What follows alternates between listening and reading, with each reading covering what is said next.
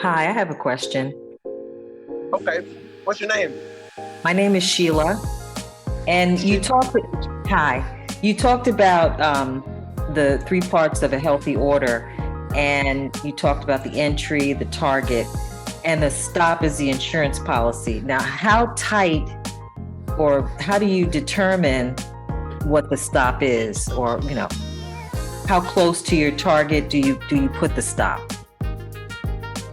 Well, that's going to be dependent upon your strategy and your personal risk to reward ratio.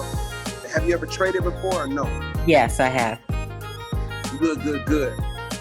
So what I do for my stop is I hide my stop behind someone who shares my opinion in a more advantageous position.